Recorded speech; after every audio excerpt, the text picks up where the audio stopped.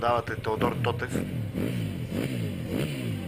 който ще се състезава срещу Детелин Данков с номер 44. Различно е, че Детелин Данков е с 250 кубиков двутактов мотор. Единственият в днешния ден двутактов мотор.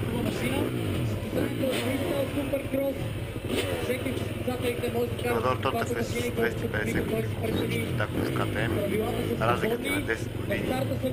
Теодор Тотев е представител на републиканския шампионат по мотокрос с доста сериозен опит, докато Детелин е от любителите в този спорт, но все пак се изправя срещу професионалиста Теодор. Теодор Тотев е един от фаворитите за днес.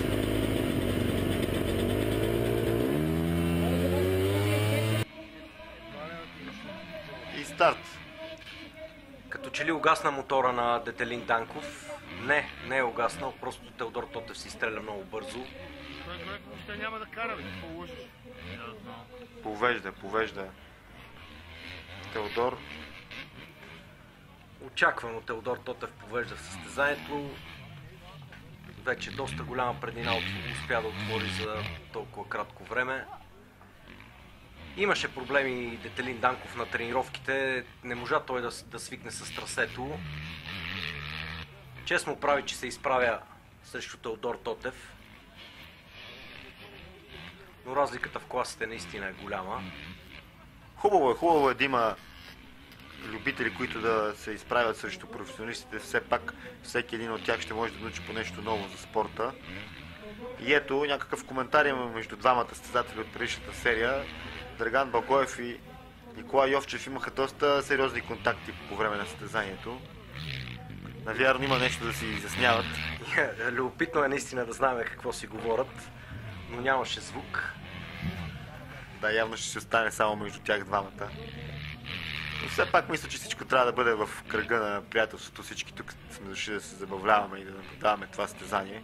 Се надяваме, че няма проблем между двамата пилоти. Все пак мотокрос е доста сериозен спорт и се случва да има контакти и падания постоянно.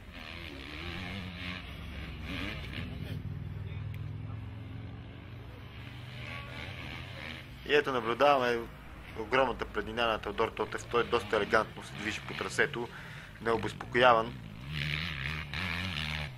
Движи бързо напред. Може би той ще е един от единствените пилоти, които ще могат да притеснат Николай Йовчев и Николай Куманов. Поне от всичко показано до този момент в първия етап на състезанието. Той също